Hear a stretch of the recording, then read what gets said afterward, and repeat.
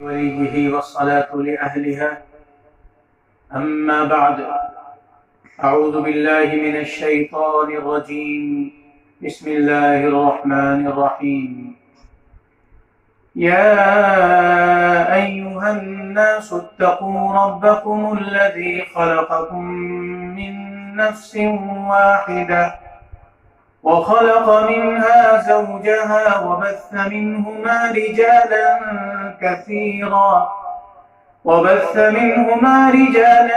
كثيرا ونساء، واتقوا الله الذي تساءلون به والأرحام إن الله كان عليكم رقيبا.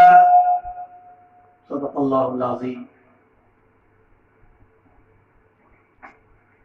اللہ رب العزت نے اس آیت کریمہ کے اندر تمام انسانوں کو خطاب فرمایا ہے. وہ انسان چاہے مرد ہوں چاہے عورت ہوں، چاہے نزول قرآن کے زمانے میں موجود ہوں اور چاہے نزول قرآن کے بعد قیامت تک آنے والے تمام انسان اس آیت کا مخاطب ہے. اس آیت میں اللہ رب العزت نے عورتوں اور مردوں سب کو خطاب فرمایا ہے، اور سب سے پہلا حکم اللہ رب العزت نے جو دیا ہے وہ یہ دیا ہے کہ لوگ اپنے اندر اللہ کا ڈر پیدا کریں، اللہ کا خوف پیدا کریں. اللہ تعالیٰ کے بہت سارے اسماء ہیں، لیکن یہاں ان سب کو چھوڑ کر کے لفظ رب استعمال فرمایا ہے. رب کے معنی آتے ہیں اس ذات کے کہ جو کسی کی تمام مصلحتوں کی رعایت کرتے ہوئے اس کو تدریجی طور پر آہستہ آہستہ ترقی تک پہنچائے. اس ذات کو رب کہا جاتا ہے. یہاں اللہ کے لیے رب کی صفت استعمال کر کے اس طرف اشارہ کر دیا کہ جس ذات سے ڈرنے کا حکم دیا جا رہا ہے وہ ذات ہر لمحے تمہاری تربیت کر رہی ہے، تمہاری نگرانی کر رہی ہے، تمہارے ساتھ اس کے احسانات اور انعامات کا سلسلہ چل رہا ہے. تو جب اس کے احسانات ہیں، اس کے انعامات ہیں، ہر لمحہ اس کی قدرت کا تمہارے اندر ظہور ہو رہا ہے، تو اس کا تقاضا ہے کہ تمہیں اس سے ڈرنا چاہیے. اس لیے فرمایا یا ایھا الناس اتقوا ربکم، اے لوگوں اپنے رب سے ڈرو.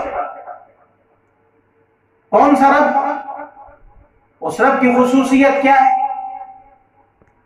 اس کی بہت سی خصوصیات کے اندر سے یہاں ایک ایسی خصوصیت کا ذکر کیا جس کا تعلق انسان کے وجود کے ساتھ ہے. الذی خلقکم من نفس واحدہ، وہ رب کہ جس نے تم سب کو ایک جان سے پیدا کیا ہے، اور وہ جان ہے حضرت آدم علیہ السلام کی، جن کو اللہ رب العزت نے اپنی قدرت خاصہ کے ذریعے سے دنیا سے منگائی ہوئی مٹی کے ذریعے سے پیدا فرمایا. مختلف خطوں کی مٹی منگا کر کے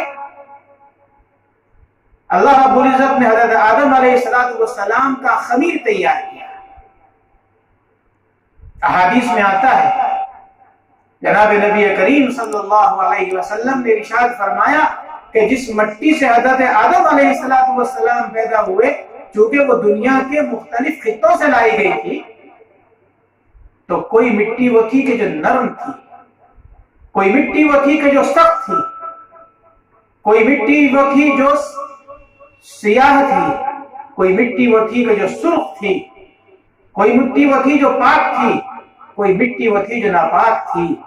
ان سب جگہوں کی مٹی کو لا کر کے اس سے حضرت آدم علیہ السلام کا خمیر بنایا گیا، ان کا وجود بنایا گیا، اور پھر اللہ رب العزت نے اپنی قدرت کاملہ کے ذریعے سے حضرت آدم علیہ السلام کے اندر روح پھونک دی، ایک زندہ انسان بنا دیا۔ قرآن کریم کے اندر اس کی تمام تر تفصیلات موجود ہیں کہ کس طریقے سے اللہ تعالیٰ نے حضرت آدم علیہ السلام کو پیدا فرمایا۔ پھر اللہ تعالیٰ نے حضرت آدم علیہ السلام کی بائیں پسلی سے حضرت حوا علیہ السلام کو پیدا فرمایا، اور پھر حضرت آدم اور حضرت حوا علیہ السلام کے ذریعے سے اللہ تعالیٰ نے تمام مردوں کو اور تمام عورتوں کو پیدا فرمایا۔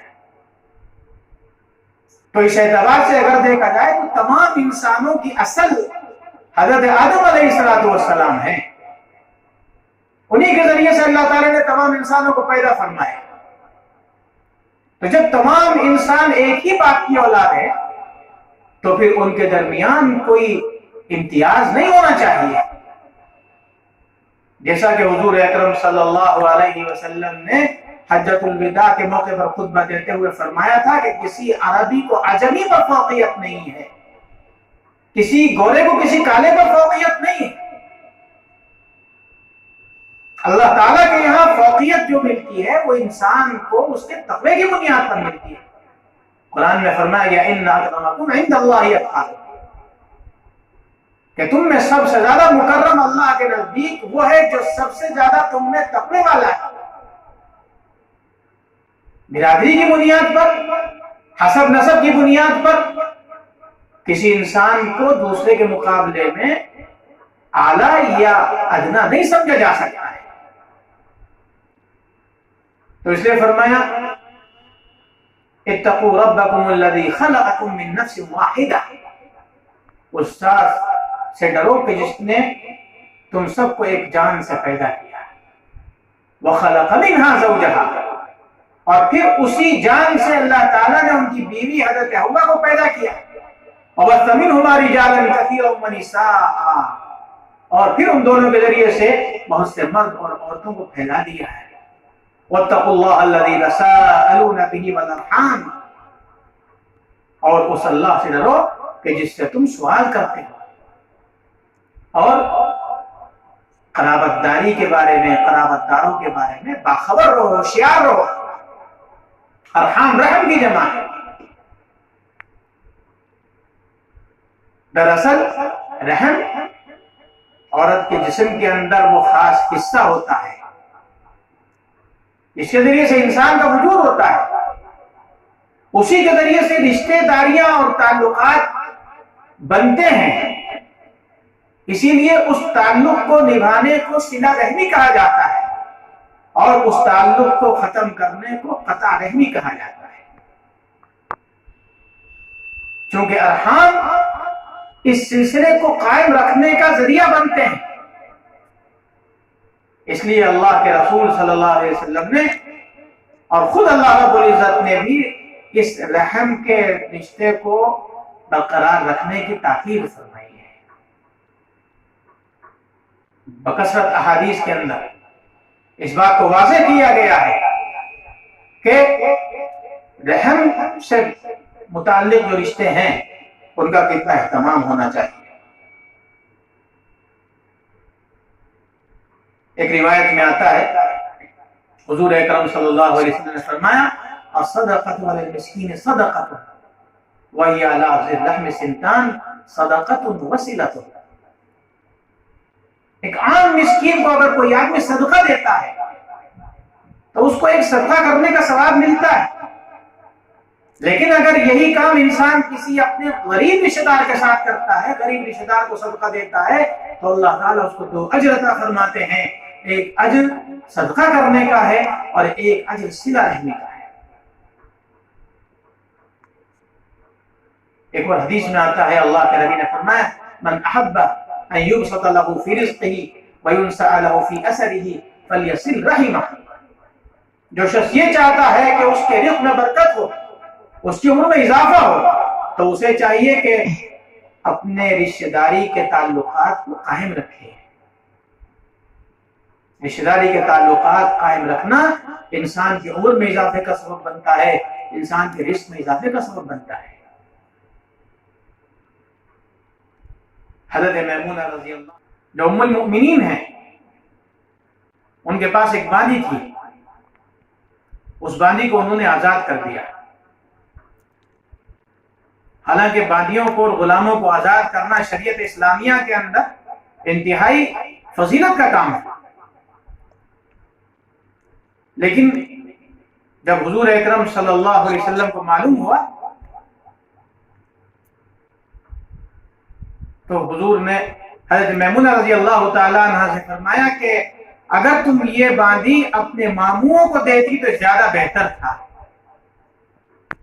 یعنی آزادی کی جو اہمیت ہے وہ اپنی جگہ پر ہے، لیکن ماموں کو دینے سے رشتہ داری کا جو حق ادا ہوتا، اس کے پیش نظر حضور نے فرمایا کہ تم اگر اپنے ماموں کو دے دی تو یہ تمہارے حق میں زیادہ بہتر ہوتا۔ دوسری طرف ہم ان روایات کو دیکھتے ہیں کہ جن روایات میں اس شخص کا تذکرہ آتا ہے کہ جو رشتہ داری کے حقوق ادا نہیں کرتا ہے۔ ایک موقع پر حضور اکرم صلی اللہ علیہ وسلم نے فرمایا لا يدخل الجنت قاطع، قطع رحمی کرنے والا، رشتہ داری کو توڑنے والا جنت کے اندر داخل نہیں ہوگا۔ جو آدمی رشتہ داریوں کو نہیں نبھاتا ہے، رشتہ داریوں کو توڑتا ہے، وہ آدمی جنت میں نہیں جائے گا۔ اور ایک روایت میں آتا ہے حضور نے فرمایا لا تنزل الرحمت علی قوم فیہ قاطع رحم، کسی ایسی قوم پر اللہ کی رحمت نازل نہیں ہو سکتی ہے کہ جس کے اندر کوئی قطع رحمی کرنے والا موجود ہو۔ ایک آدمی بھی اگر قوم کے اندر وہ ہے جو اپنی رشتہ داری کے حقوق ادا نہیں کرتا ہے، رشتہ داریوں کے حقوق توڑتا ہے، پامال کرتا ہے، ایک آدمی کی وجہ سے اللہ رب العزت پوری قوم سے اپنی رحمت کو روک لیتے ہیں۔ چونکہ قطع رحمی اللہ کے نزدیک انتہائی ناپسندیدہ ہے، اس لیے حضور اکرم صلی اللہ علیہ وسلم نے جگہ جگہ اپنے ماننے والوں کو اس بات کا حکم دیا ہے کہ وہ صلہ رحمی کیا کریں۔ ایک موقع پر ارشاد فرمایا صل من قطع، تم اس شخص سے تعلقات جوڑو، اس شخص سے تعلقات قائم کرو جو تم سے قطع تعلق کرتا ہے۔ اگر تم سے کوئی تعلق توڑتا ہے تو تمہیں چاہیے کہ تم اس سے تعلق کو جوڑنے کی، اس سے تعلق کو استوار کرنے کی کوشش کرو۔ واعف عمن ظلمک، اور جو آدمی تم پر ظلم کرتا ہے تم اس کے ساتھ درگزر کا معاملہ کرو، اس کو معاف کر دو۔ اور یہی نہیں بلکہ فرمایا وَأَحْسِنْ إِلَى مَنْ أَسَاءَ إِلَيْكَ، اس شخص کے ساتھ احسان کرو جو تمہارے ساتھ برائی کرتا ہے۔ اس کو خلق عظیم کہتے ہیں۔ یہ تمام سی بات حضور اکرم صلی اللہ علیہ وسلم کی حیات طیبہ کے اندر ہیں، آپ کی زندگی کے اندر ہیں۔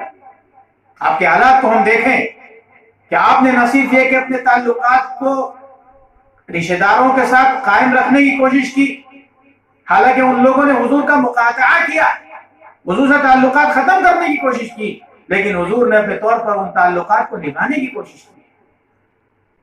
اور جن لوگوں نے حضور کے ساتھ ظلم کیا تھا، حضور کو ستایا تھا، جسمانی روحانی ایذائیں پہنچائی تھی، حضور اکرم صلی اللہ علیہ وسلم کو مکہ مکرمہ سے نکال دیا تھا۔ جب حضور اکرم صلی اللہ علیہ وسلم مکہ مکرمہ کے اندر فاتحانہ انداز میں داخل ہوئے تو حضور نے کسی کے ساتھ اس ظلم کا بدلہ نہیں لیا، کسی کے ساتھ ظلم نہیں کیا، بلکہ آپ نے فرما دیا لا تثریب علیکم اليوم، آج تم پر کوئی الزام نہیں ہے۔ اور یہی نہیں بلکہ آپ کے ساتھ آپ جن لوگوں نے زیادتی کی تھی آپ نے ان کے ساتھ اس نے سلوک کیا، ان کو دعائیں دی۔ اس لیے ایمان والوں کو چاہیے کہ وہ اپنے اندر ان صفات کو پیدا کرنے کی کوشش کریں، رشتہ داریوں کے حقوق ادا کرنے کی کوشش کریں۔ آج ذرا ذرا سی بات پر رشتہ داریوں کو ختم کر دیا جاتا ہے۔ ایک مسلمان دوسرے مسلمان سے، ایک رشتہ دار دوسرے رشتہ دار سے تعلق ختم کر لیتا ہے، حالانکہ حضور نے اس سلسلے میں بہت سخت وعیدیں بیان فرمائی ہیں ان لوگوں کے لیے جو ایک دوسرے سے قطع تعلق کرتے ہیں۔ اللہ رب العزت ہم کو ایک دوسرے کے حقوق ادا کرنے کی توفیق عطا فرمائے، اور اللہ اور اللہ کے رسول صلی اللہ علیہ وسلم کے بتائے ہوئے طریقے میں چلنے کی توفیق عطا فرمائے۔ وآخر دعوانا الحمد للہ رب العالمین۔